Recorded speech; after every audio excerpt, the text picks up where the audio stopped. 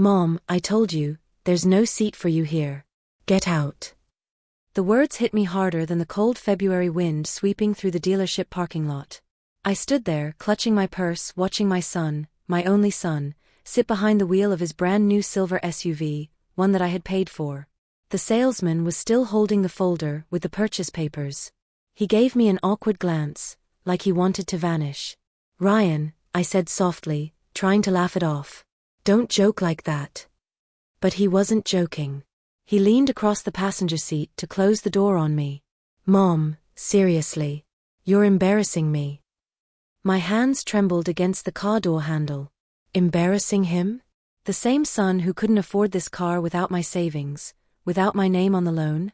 The same son whose credit score I helped rebuild after his divorce? I looked at him, his designer jacket, his polished haircut, the smug grin that wasn't the smile I remembered. Behind him, in the passenger seat, sat Megan, his new girlfriend. Mid-20s, bright red nails, chewing gum while scrolling her phone like none of this was happening. She finally looked up and said, "Babe, can we go? We're gonna be late for the test drive." "Yeah," Ryan said, glancing at me. "Mom, we'll talk later, okay?" And just like that, he put the car in drive. I stepped back as the tires rolled past me, the fresh dealership plates flashing under the sun. They didn't look back. The salesman shifted uncomfortably beside me. Mrs. Rowe, congratulations on your purchase," he said. "You'll get the title in about 3 weeks." I blinked at him. "My purchase?" He hesitated. "Well, technically, yes. The financing's in your name." My throat tightened. "But the car?" He smiled weakly. "Registered to your son." The parking lot spun around me for a second. I'd just bought a car I couldn't drive. That evening, I sat at my kitchen table, staring at the bank statement. The down payment had cleared, almost all of my savings. The note on the transfer still read, "For Ryan's new start." He told me he needed a car to get to his new job in the city, that it was temporary until his first big paycheck came in. He said he'd pay me back within 6 months. And like a fool, I believed him. The next morning, I called. No answer. Texted. No reply. By the third day, I drove to his apartment complex, a shiny new place downtown where parking cost more than my electric bill. When I got there, his car, my car, sat gleaming in the front spot. Ryan came down when he saw me. His expression was annoyed, not surprised. "Mom, what are you doing here?" he said, lowering his voice. "I've been calling you," I said. "We need to talk." He sighed. "I've been busy." "With what? Avoiding me?" "Mom, please," he said. "Not here. You'll make a scene." I stared at him. "A scene? You took my money, my name, and my trust. I think the scene already happened." He rubbed his temples. "You always do this. You make everything about guilt. I told you I'd pay you back." "You didn't just borrow money, Ryan. You lied. You registered the car under your name." He hesitated, a flicker of guilt crossed his face before he buried it again. "Megan said it would be better for insurance." "Insurance?" I scoffed. "You don't even have insurance without me." He stepped closer, lowering his voice. "Mom, please stop. You don't understand how the real world works." "Oh, I understand," I said softly. "You just don't like that I'm finally seeing who you really are." A car honked from the street. Megan leaned out of the driver's window, waving impatiently. Ryan sighed. "Mom, look, I have to go. We'll figure this out later." I stared at him. "You're driving my car." He smiled, that cold, rehearsed smile I didn't recognize anymore. "No, Mom. It's my car. You just helped." Then he turned and walked away. I drove home in silence, gripping the steering wheel of my old sedan so tightly that my hands cramped. The road blurred as tears burned down my cheeks. For 30 years, I'd worked double shifts to raise that boy. After his father left, it was just the two of us. I gave him everything: clothes, education, security. And now he gave me this. A car I couldn't drive. A humiliation I couldn't forget. That night, I sat in bed, staring at the ceiling fan. For the first time, I didn't pray for him to succeed. I prayed for clarity, to see the truth without the mother's fog of forgiveness. He wasn't a boy anymore. He was a man who thought he could play me. But he'd forgotten something. You don't cross a woman who's spent her life surviving on less than respect, because she knows how to fight without being seen. A week later, I got a call from the bank. Mrs. Rowe, just confirming, the payment for the new car will be automatically withdrawn next week? Yes, I said calmly. It's under my account, correct? Yes, ma'am. And if the loan defaults? Then your credit would be affected. I smiled slightly. Thank you. When I hung up, I stared at my phone for a long time. He wanted to play games with ownership? He was about to learn who really owned what. 2 days later, I went to the dealership. I spoke to the same salesman, the one who'd looked so uncomfortable that first day. Ma'am, he said when he saw me, I remember you. How's the new car treating your son? Oh, he loves it, I said sweetly. But I have a question. What happens if the payments stop? Well, he said cautiously, if the primary owner stops paying, the bank repossesses the vehicle. And who's the primary owner? He swallowed. You are. I nodded. That's what I thought. That evening, I drafted a letter, formal, polite, carefully worded. I didn't send it to Ryan. I sent it to his bank. Subject, change of intent to continue loan terms. I didn't have to lie. I just told the truth. The borrower, me, no longer had access to the vehicle, and I was considering voluntary surrender unless legal ownership was transferred back. It was enough to trigger an inspection review. 3 days later, Ryan called, for the first time in weeks. Mom, why did I just get a letter from the bank? Good evening, Ryan, I said evenly.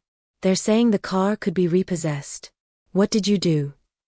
I didn't do anything, I said. I simply told them the truth. That the car isn't in my possession. He was silent for a second, then his voice rose. You're going to ruin my credit. I smiled. Oh honey, you already ruined mine. You can't do this, he shouted. I can, I said calmly. Because it's my name on that loan. My money on those payments. My signature on the documents. You wanted ownership? Now you can own the consequences. He sputtered, angry, desperate. Mom, please. Megan's family. There it is, I interrupted. The real reason. This isn't about me. It's about her. He went silent. She thinks I'm beneath you, I said. That's why you turned your back. Because she made you feel embarrassed to have a mother who still works for a living. His voice cracked slightly. It's not like that. It's exactly like that, I said softly. And someday, she'll do to you what you did to me. For a long moment, there was nothing but breathing on the line. Then he whispered, What do you want from me? I looked out the window. The setting sun reflected off my old sedan, dull paint, cracked side mirror, but paid in full. I don't want anything, Ryan, I said. But you're about to learn something I should have taught you long ago. He didn't speak. Respect, I said. And how much it costs when you lose it. That night, I made a list. Names. Dates. Copies of every payment and email. Everything I needed to make sure the car wasn't the only thing he'd lose. Because this wasn't about revenge anymore. This was about balance. He wanted to humiliate me in public. I was about to teach him quietly how debt really works. Ryan didn't call for 3 days after our argument. I figured he was too busy pretending his problems didn't exist. He'd always been good at that. Then, on the 4th night, I got a text. Can we meet for dinner? Need to talk. I stared at the screen for a long time before answering. Okay. 7 p.m. Same diner. The same diner was the one we used to visit every Friday when he was a teenager, back when he'd still talk to me without rolling his eyes. Back when he used to say things like, Mom, I'll always take care of you someday. Now, I guessed I was the one taking care of him again, just not the way he wanted. At exactly 7:10, he walked in. No apology for being late. He wore a pressed shirt, an expensive watch, and that new cologne Megan must have picked. He sat down across from me, sighing like he was already exhausted. Mom, he started, you didn't have to go to the bank. I stirred my coffee slowly. Actually, I did. I pay the bill. He leaned forward. Look, this is just temporary, okay? Things are a little tight right now. Tight? I raised an eyebrow. You live in an apartment with a doorman and pay $300 a month just for parking. His jaw tightened. It's not like I'm wasting money. Megan's been helping. Ah, I said softly. The financial advisor again. He frowned. She's not. Ryan, I interrupted, I know what she is. And I know what she's doing. He blinked. What are you talking about? I reached into my purse and placed a folded paper on the table. It was a printout from the bank app, the most recent payment notice. I checked the account, I said quietly. You haven't sent me a dime since February. That was 2 months ago. He exhaled. Mom, I told you I'd pay when I get my bonus. And you said that last month, I cut in. He stared at me, frustration building behind his eyes. You don't get it, do you? I'm under a lot of pressure. You think it's easy trying to look successful in front of Megan's family? They're rich, I finished for him. Yes. I've noticed. His shoulders slumped. They think you're less than them, I said quietly. And to prove them wrong, you used me. His mouth opened, then closed again. Mom. No, I said. Don't say you're sorry. Say you're ashamed. He looked down. It's complicated. It's not, I replied. It's simple. You wanted to look wealthy, and I was the easiest target. For a few moments, neither of us spoke. The waitress came by, dropped off 2 menus, and walked away, sensing the tension. Finally, he sighed. I'll fix it, okay? Just give me some time. I nodded. You'll need it. He frowned. What does that mean? I sipped my coffee. It means you're about to find out what happens when you bite the hand that signs the check. He gave a short, bitter laugh. You think you can control me? No, I said calmly. I already do. That night, I went home and logged into the payment portal. I changed the auto-pay date to manual. No more automatic withdrawals. No more free rides. And then I called someone I hadn't spoken to in a long time, Frank, my cousin's husband, who worked as a financial recovery agent. When I explained the situation, he chuckled. So you're saying your son's driving a car he ain't paying for, under your name? Exactly. He whistled. Then technically, that car's still yours. You just gotta play it smart. Smart, I repeated. That's the only game I know how to play. The next week, Ryan started calling again, at first politely, then urgently. Mom, the dealership called. They said there's a problem with the financing. Mom, you need to fix this. I let him sweat. 2 days later, I finally answered. Ryan, I said evenly, if you want the car, make a payment. Otherwise, it's going back. You can't, he snapped. Megan's family, they'll think I'm a joke. I didn't respond. He realized I wasn't bluffing. Later that evening, I was at the grocery store when someone tapped me on the shoulder. Mrs. Rowe. I turned, and nearly laughed. It was Megan, wearing oversized sunglasses and heels that didn't match her outfit. Oh, I said lightly. Hello, dear. Shopping on your own. She forced a smile. Yeah. Ryan mentioned you were giving him a hard time about the car. I tilted my head. A hard time? Is that what he said? She nodded. I mean, I get it, you're protective. But you don't want to ruin his reputation, right? His reputation? I repeated. Or yours. Her smile faltered. Excuse me. Sweetheart, I said softly, you think I don't know? That car's been showing up in your Instagram posts every week. You tag the location. You even call it our baby. Her jaw tightened. You wanted the car as much as he did, I said. You both just forgot who bought it. I leaned in slightly. You may play him, Megan. But you don't play me. Her cheeks flushed red. You'll regret this. Maybe, I said. But not as much as you will. That night, I called Frank again. I want to start the process, I told him. Repossession? He asked. Yes, I said. Discreetly. No drama. Done, he said. We'll handle it after 2 a.m. tomorrow. I didn't sleep that night. Not because of guilt, because of memory. I remembered holding Ryan as a baby in our old apartment, feeding him formula when we could barely afford milk. I remembered the first bike I bought him, the first time he crashed it, the first time he said, "You're my hero, Mom." And now? Now he was just another man who thought kindness was weakness. The next morning, at exactly 6:15, my phone buzzed. Frank. Done. Car's secure at the impound lot. No damage. You're good. I took a deep breath. For the first time in months, I felt in control. By 7 a.m., my phone exploded with calls from Ryan. Then texts. Where's my car? Mom, this isn't funny. You had no right. I ignored them all until noon. Then I replied. You're right. I had every right. That evening, he showed up at my doorstep. He didn't knock gently, he pounded. When I opened the door, he stood there, face red, hair messy, anger all over him. How could you do that? He shouted. They towed my car. Megan's dad saw it. Do you have any idea how humiliating that was?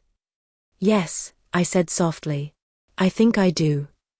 His expression changed for a second. Confusion, realization, maybe even shame, but it vanished. This isn't just about a car, he yelled. This was my future. No, I said firmly. That was your crutch. You used me to climb, and when you got high enough, you kicked me off the ladder. He opened his mouth, but I raised my hand. You want the car back? I said. Then you'll start paying for it. Every cent. In your name. He glared. You think you can teach me a lesson? No, I said, I think life's already doing that for me. He stormed off, slamming the door so hard the picture frames rattled. I stood there in silence for a moment. Then I smiled. Not because it felt good, but because it finally felt fair. The next week, I went about my days as usual. The phone calls stopped. No texts. No visits. Until one afternoon, when the phone rang again, but it wasn't Ryan. Mrs. Rowe? A polite voice said. This is Ellen from Sunrise Credit. We have some questions about an account linked to your son. Of course, I said. How can I help? Well, she said, his car insurance, apartment lease, and 2 credit cards are all co-signed under your financial history. Did you know that? My heart dropped. No, I said quietly. I did not. She hesitated. You might want to check your credit report, ma'am. There's some activity you should be aware of. After hanging up, I sat at the table and pulled up my laptop. Within minutes, my hands were trembling again. New accounts. Multiple. All opened under my address. He hadn't just used my money, he'd used my name. And that changed everything. That night, I didn't cry. I didn't call him. I didn't even pray. I just sat there, staring at the glow of my computer screen, and whispered, You just made this official, Ryan. By the next morning, I was at the bank, closing every joint account and freezing every line of shared credit. When the banker asked if I wanted to notify my son, I said, No. He'll find out the same way I did, by surprise. That weekend, I visited my sister Carol. When I told her everything, she nearly dropped her coffee mug. Evelyn, she said, you're too calm about this. I smiled faintly. That's how you know I'm serious. What are you going to do? I looked out the window at her backyard, at her grandkids laughing, at her husband mowing the lawn. I'm going to let him hit the wall, I said softly. He built it himself. A few days later, I got one final text from Ryan. You really ruined me, Mom. I stared at the screen, then typed back. No, son. You ruined yourself. I just stopped saving you. And I meant it. When a child steals from a stranger, it's called theft. When a child steals from a parent, it's called heartbreak. But when that parent decides to stop forgiving, that's when it becomes justice. The following week, I spent my mornings in quiet research. Old bills, loan statements, co-signed agreements, all of it spread across my dining table like a war map. For the first time in a long time, I didn't see myself as a helpless mother. I saw myself as someone reclaiming what was hers. The more I looked, the more I found. 3 credit cards. 2 store accounts. 1 apartment lease, all under my name or linked to it. Each one tied to Ryan Rowe. And the balances weren't small. By Thursday, I called the bank again. A patient woman named Martha answered. "Mrs. Rowe, I see the accounts you're referring to," she said. "There's definitely some overlap in identification." "Overlap," I repeated. "That's a polite word for fraud, isn't it?" She hesitated. "It's misuse of shared credit. But yes, ma'am, you have the right to file a claim." I sat back in my chair. "If I do that, what happens to him?" "Well," she said carefully, "the accounts could be closed, his credit score would drop significantly, and if there's enough evidence, it could escalate legally." "Legally," I murmured. "That's exactly where it belongs." That night, I opened a new notebook and titled it The Plan. I drew 4 columns. What he owes. What's in my name. What he's hiding. What I'll take back. And then line by line, I filled it in. By the end, it didn't look like notes. It looked like a roadmap to freedom. 2 days later, I got a call from my cousin Frank, the same one who'd helped repossess the car. "Evelyn," he said, "you might want to sit down for this." "I'm already sitting," I said. "Good," he said. "Because your boy's been using that car for Uber." I blinked. "What?" "Yeah. One of my guys saw it listed under a rideshare registry. The registration was in his name, but the financing's still in yours. He used my credit to start a side hustle?" "Looks like it," Frank said. "Guess he figured you wouldn't find out." "Oh, I'll find out," I said slowly. "I always do." The next morning, I went online and requested a report from the rideshare company. It took 2 business days, but when it arrived, my heart broke all over again. Ryan had logged over 800 rides in my car. The license plate matched the one on my financing statement. The driver name, R. Rowe. And the earnings? Almost $7,000 in 2 months. Not $1 sent to me. That evening, I decided it was time to stop hiding. I called him. He didn't answer. So I sent a message. "Ryan, I need to talk to you. Come by the house tomorrow. Noon. No excuses." He replied within seconds. "Fine." The next day, I made coffee, set out 2 cups, and waited. When he arrived, I noticed he looked different, tired, maybe even worried. But the moment he sat down, that old arrogance came back like muscle memory. "What's this about?" he asked. "Business," I said. He smirked. "Oh, come on, Mom." "Sit," I said, my voice sharper than I intended. He froze for a second, then sat down. I slid the printout of the rideshare statement across the table. He looked at it, then back at me. "So what?" "So what?" I repeated softly. "You used my car to make money, Ryan. Thousands of dollars." He shrugged. "Yeah, I needed to make extra cash. I didn't think it was a big deal." "Not a big deal?" I said, laughing once, a sharp, bitter sound. "You're driving a car financed under my name, earning money in my vehicle, risking my insurance, and it's not a big deal?" "Mom, it's just temporary." I stood. "No, it's not temporary. It's theft." He looked stunned for a second, then defensive. "You're overreacting. You always blow things out of proportion." I leaned forward, eyes level with his. "You used your mother's name for profit.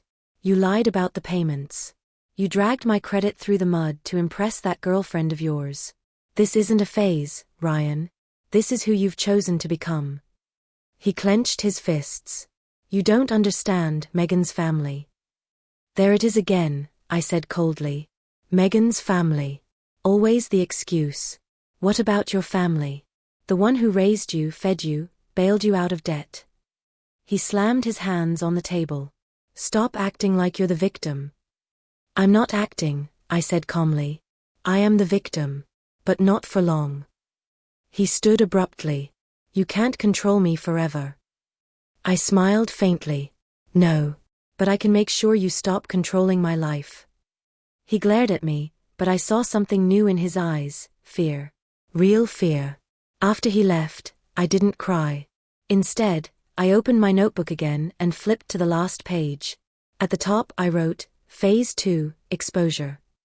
The following week, I met with a woman named Diane at the bank. She was the senior fraud investigator. I told her everything, calmly, clearly, with proof.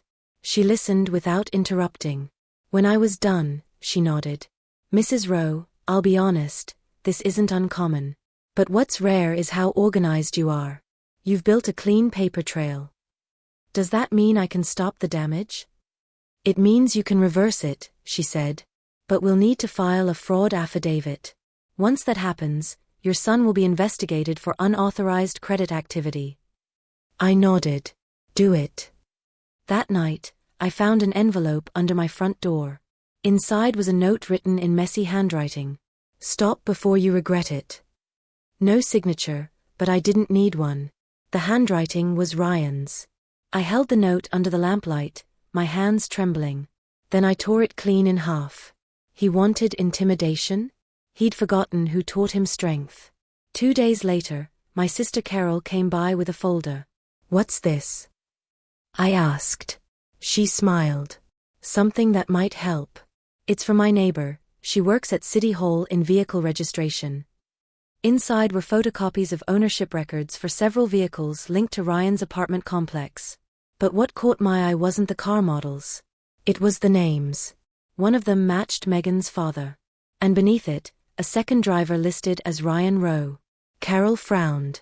What's that mean? It means, I said slowly, he didn't just use my money. He's mixed up in something else.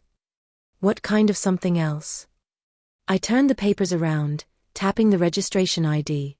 Look here, both names are tied to the same dealership. The same one where he bought the SUV. So, I said, either Megan's father and Ryan are flipping cars under false titles, or one of them's using my son to hide income. Carol's jaw dropped. Evelyn, that's illegal, I finished. Yes. For the next week, I went quiet. I didn't call him. I didn't text him. I just observed. Every night around 9 p.m., I'd drive past his apartment. The SUV wasn't there. It wasn't at the lot. It wasn't at his office. Then one evening, I followed a hunch. A few streets down, near an upscale restaurant, I saw it parked, polished, shiny, and spotless. A valet handed the keys to Megan as she exited the car, laughing with 2 women in designer dresses. Ryan wasn't even there. My chest tightened, not from anger this time, but from the final confirmation of what I already knew. He wasn't just being manipulated. He was willingly letting it happen. The next morning, I went to the dealership. The same salesman from the start, Mark, was there. He looked nervous when he saw me. Mrs. Rowe, back again? Yes, I said. You told me something when we first met, that the car was financed under my name but registered to my son. He nodded carefully. What happens if that registration gets flagged in a fraud case? He swallowed. The car gets frozen in the system. No resale, no trade-in, no insurance coverage. Good, I said. That's what I wanted to know. That night, I sent an email to Diane at the bank, attaching everything, the registration link, the shared account logs, and the rideshare earnings. Within 24 hours, she replied. Mrs. Rowe, thank you for the documentation. We are officially escalating your case to the Financial Crimes Unit. Expect updates soon. I read it twice, exhaled, and smiled for the first time in weeks. This wasn't revenge anymore. This was truth, finally catching up. That weekend, I sat by the window with a cup of tea when my phone buzzed again. This time, it wasn't Ryan. It was Megan. You should stop before he loses everything. I stared at the message for a long time before typing back. He already lost the one thing that mattered.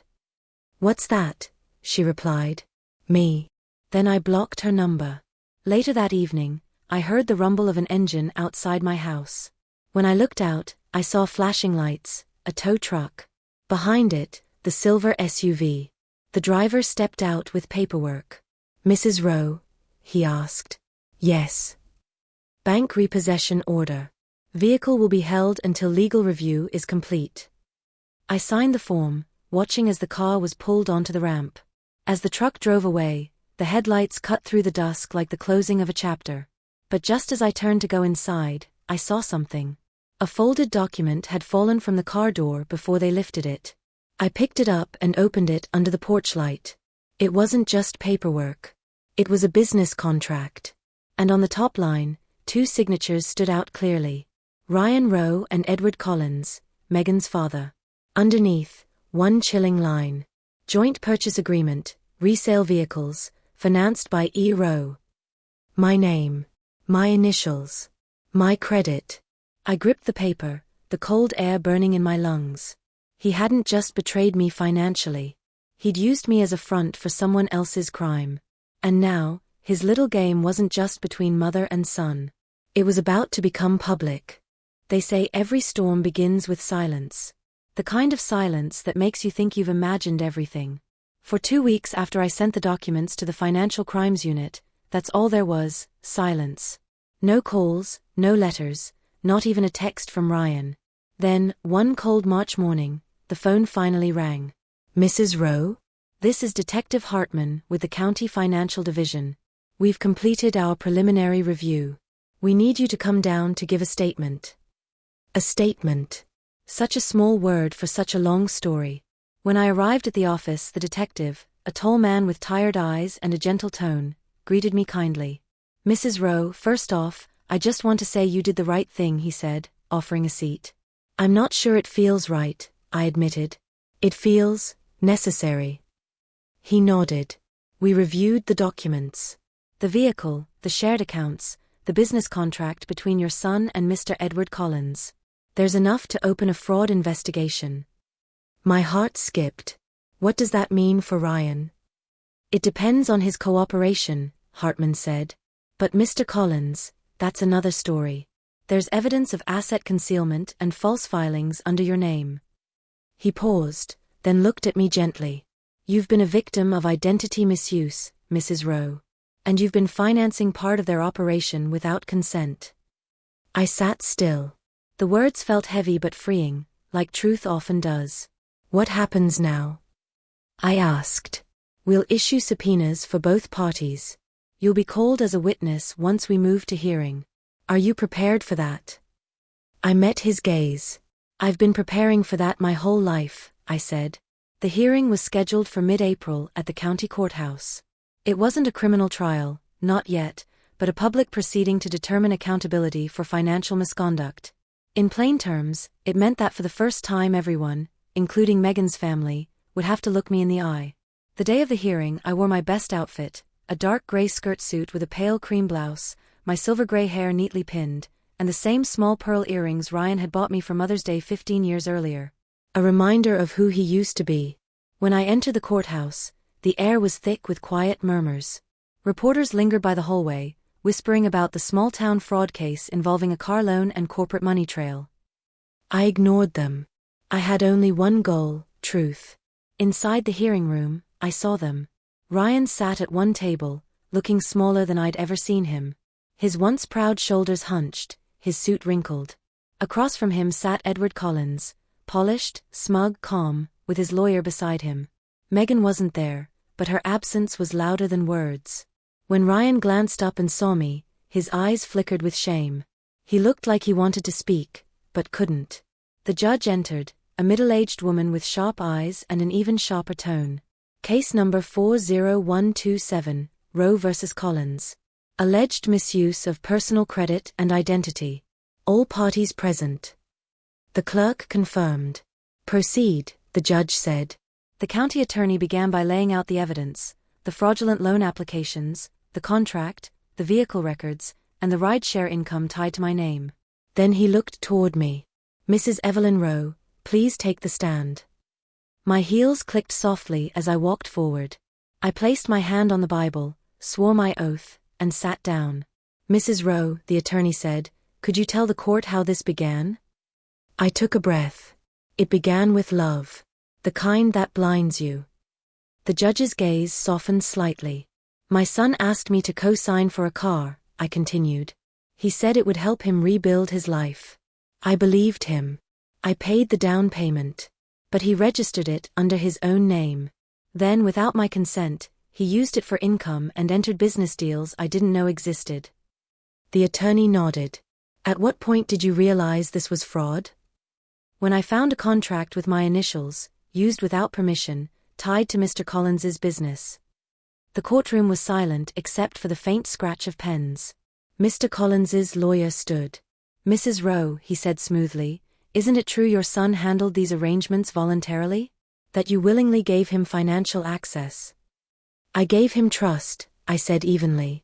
Not permission to sell it. He smirked. Perhaps you're confused, Mrs. Rowe. Paperwork can be complicated at your age. A ripple of discomfort moved through the room. I smiled. Oh, I'm quite familiar with paperwork. I worked in payroll for 25 years. Every dollar accounted for, every signature verified. So no, I'm not confused, counselor. But maybe you are, about the difference between trust and exploitation. The courtroom went still. Even the judge's lips twitched faintly, like she was fighting a smile. When I stepped down from the stand, I passed behind Ryan's chair. He didn't look up, but I saw his fingers trembling on the table. Then, to everyone's surprise, he spoke. Your Honor, he said, voice shaky. Can I say something? The judge hesitated, then nodded. Briefly. Ryan stood, swallowing hard. My mother's right, he said. I made mistakes. I let people use me because I wanted to look like I mattered. I thought if I looked successful, she'd be proud. He looked at me then, eyes red. I didn't realize I was destroying the only person who ever believed in me. For a moment, I almost broke. But instead, I nodded once, acknowledgement without absolution. The judge looked toward Mr. Collins. Mr. Collins, would you like to respond?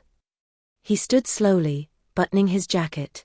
With respect, Your Honor, my firm's involvement with Mr. Rowe was limited.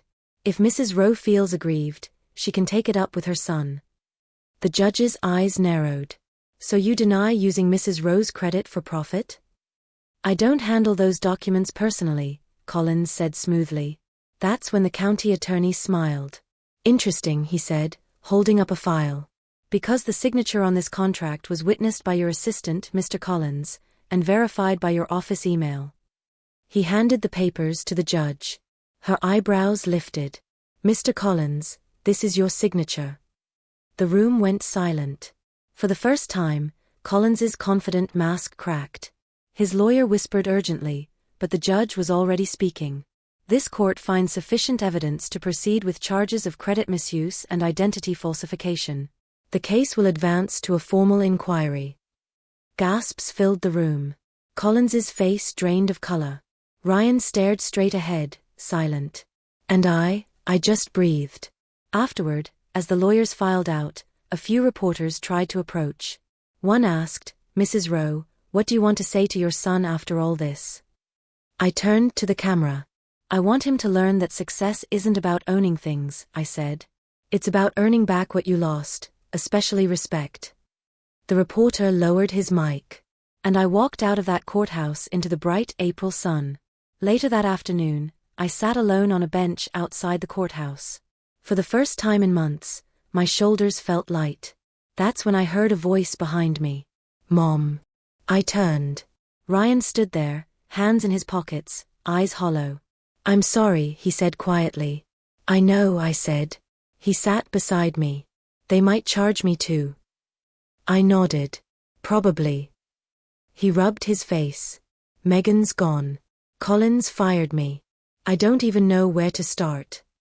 Start where I did, I said softly. With nothing but honesty. He looked at me then, really looked at me. Do you hate me? I shook my head. No, Ryan. I don't hate you. But I don't protect you anymore, either. He nodded slowly. I guess that's fair. When he left, I stayed there for a while, watching people move in and out of the building. Some were crying, some were angry, some relieved. And I realized something simple: justice doesn't roar. It whispers, quietly, persistently, until even the guilty have to listen. That evening, Detective Hartman called. Mrs. Rowe, just wanted to let you know, the judge approved full restitution from Collins's company. You'll get your money back once the audit clears. I smiled faintly. And my credit? Already restored, he said. Your record's clean again. I thanked him and hung up. Then I sat at my kitchen table, the same table where this all began, and looked at the old photo of Ryan as a child. In the picture, he was holding a toy car, beaming up at me. Back then, everything he wanted fit in his hands. Now, it took losing everything for him to find something real again. A week later, a letter arrived. No return address, but the handwriting was familiar. Inside it said, "Mom, I'm starting over. Sold the watch, moved out of the city. I'm going to pay you back, every cent, every bit of it. I can't undo what I did, but I can earn the right to be your son again. Love, Ryan." Tears blurred the words. Maybe people don't change overnight. But sometimes, they start walking the right road, even if they have to crawl at first. That night, I walked outside and looked up at the stars. My old sedan sat in the driveway, steady and simple, just like me. The SUV was gone, the debt erased, the past finally quiet. But then my phone buzzed again. A new email, from Edward Collins's assistant. "Mrs. Rowe, our client requests a private meeting to discuss settlement terms. He believes you may possess additional documents." I stared at the screen, the chill night air brushing my face. Additional documents. Yes, I had them, more than he realized. And if he wanted to meet, it wouldn't be to settle quietly. It would be to finish this story on my terms. When a liar loses everything, they call it bad luck. When an honest person finally wins, they call it revenge. But I didn't want revenge anymore. I wanted peace. The morning after that email from Edward Collins's assistant, I sat at my kitchen table, staring at the screen. Private meeting to discuss settlement terms. The words made my stomach twist. I thought of all the sleepless nights, all the humiliation, all the times Ryan made me question if I was too soft, too old, too naive. I wasn't naive anymore. So I printed the email, put it in a folder, and called Detective Hartman. "Mrs. Rowe," he said, "we can send an officer to attend with you if you want. Just in case he tries anything." "No," I said. "I want him to see that I'm not afraid." He paused. "You sure?" "I'm sure," I said. "I've spent my whole life letting men like him think I was harmless.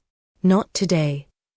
The meeting was set for Friday at 2 p.m., inside a neutral office suite downtown.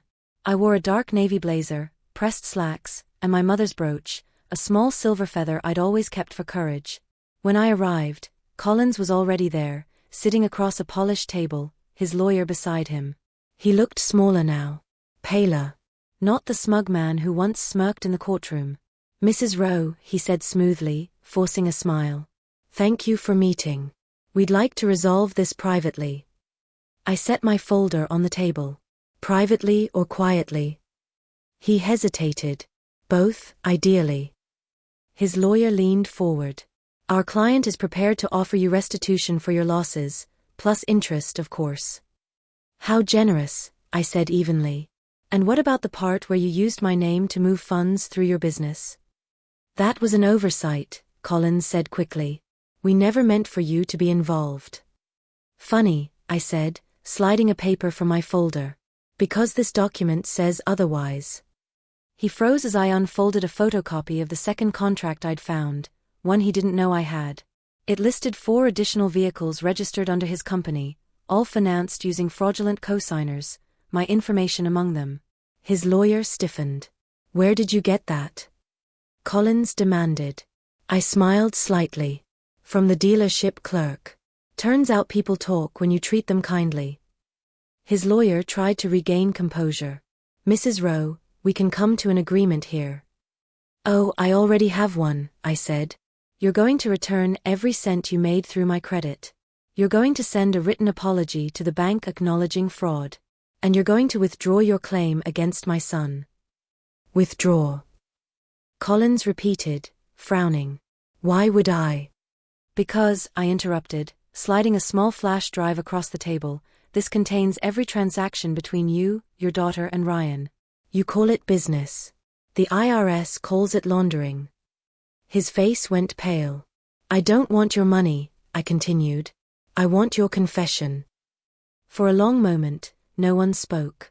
Then Collins reached for the drive, his hand shaking. You're bluffing, he whispered. Try me, I said. You've already learned I don't bluff. His lawyer leaned close, whispering something fast and urgent. Collins's expression changed, panic overtaking pride. Finally, he said, Fine. I'll sign. It took 20 minutes. When it was done, I walked out of that building with 2 signed letters, one to the bank confirming my innocence, and one to the county acknowledging his fraud. The city air felt different that day, lighter somehow. Like it had been waiting for me to breathe freely again. That weekend, I drove to the coast. No phones. No noise. Just the sea. I stood there watching the tide come in, letting the sound of the waves wash the months of tension from my chest. For the first time in years, I wasn't thinking about bills or mistakes or what-ifs. I was just me, Evelyn Rowe, a woman who'd lost everything and found herself in the process. When I returned home, a familiar car was parked in my driveway, not the shiny SUV, but an older sedan with faded paint and a dented bumper. Ryan stood beside it, holding a paper bag and a look that wasn't pride or fear, it was humility. Hey Mom, he said quietly. Hey, I said. New car. He chuckled softly. Old. Bought it off a friend. No loans. No lies. I smiled. That's a start. He handed me the bag. Inside was a folded envelope and a small bouquet of daisies, my favorite. What's this? Dinner, he said. And repayment. At least part of it. We ate together in the kitchen, just soup and bread, simple and quiet. No arguments. No excuses. Halfway through, he looked up. I heard about Collins, he said. They fired him from the board. His company's under investigation. I know, I said. Justice takes time, but it always arrives. He hesitated. Did you have to turn him in? I looked at him steadily. I didn't have to. I chose to. Because silence only protects the wrong people. He nodded slowly. I get that now. When dinner was done, he stood and washed the dishes, something he hadn't done since he was a teenager. I'm sorry, Mom, he said again. I don't deserve forgiveness. Forgiveness isn't about deserving, I said softly. It's about release. You've carried guilt long enough. Now it's time to carry responsibility. He nodded, eyes wet. I'll make you proud. You already started, I said. Weeks passed. Ryan took a job at a small auto repair shop, honest work, steady hours. He sent me small payments every month, never missing one. Sometimes, we'd have Sunday coffee on my porch, just like old times. He'd talk about rebuilding, saving, staying clean. And I'd listen, not as a mother still wounded, but as one quietly healing. One afternoon, a letter arrived from the courthouse. The case against Collins had been officially closed. At the bottom of the document, in bold letters, were the words, full restitution awarded to complainant, Mrs. Evelyn Rowe. I set the paper down, my hands trembling slightly. It wasn't about the money anymore. It was about the acknowledgement. The record that proved I wasn't foolish or weak, just trusting in the wrong people. And now, the record showed the truth. That evening, I took my old sedan out for a drive, the same one that had carried me through every betrayal and every victory. I turned on the radio, letting the sound of soft jazz fill the air as the sun dipped below the horizon. At a stoplight, I caught my reflection in the mirror, silver hair, tired eyes, a small but steady smile. I didn't look broken anymore. I looked free. When I got home, there was one last envelope on my porch. The handwriting was messy but familiar, Ryan's. Inside was a short note and a small photo. Mom, I fixed up the SUV. Sold it to pay off the last balance. Guess you finally got your money back. But more than that, I hope you got your peace. Thank you for teaching me the hardest lesson. That love without respect isn't love at all. I pressed the photo to my chest. It was of him standing beside the repaired SUV, smiling, clean, simple. No arrogance, no pride. Just honesty. For the first time in a long time, I let myself cry, not from pain, but from relief. Months later, I was invited to speak at a local women's seminar about financial awareness. At first, I said no. But then I thought about how many mothers might still be where I once was, quietly saving everyone but themselves. So I stood on that small stage, the lights warm against my face, and said, "We give so much to our children, we forget that self-respect is also an inheritance. Teach them compassion, yes, but teach them boundaries too. Because love without boundaries turns into debt, and some debts don't belong in dollars." The audience was silent, then the applause started softly, then grew louder. I smiled, thinking of Ryan, of the car, of everything it took to get here. That night, I wrote the final entry in my journal, the one that had followed every twist and heartbreak. He told me there was no seat for me in his new car. But I learned something. You don't need a seat in someone else's ride when you know how to drive your own. I closed the notebook and set it beside my bed. Outside, the wind whispered through the trees, steady, familiar, kind. I turned off the light, pulled the blanket close, and smiled into the dark. Because this time, the silence didn't feel like punishment, it felt like peace. People say betrayal breaks you. But the truth is, it teaches you, about value, about self-worth, about the power of saying no. I paid for the car that drove me out of my son's life, but I ended up buying something better, freedom. So tell me, if someone you loved used your kindness against you, would you fight for revenge, or rebuild for respect?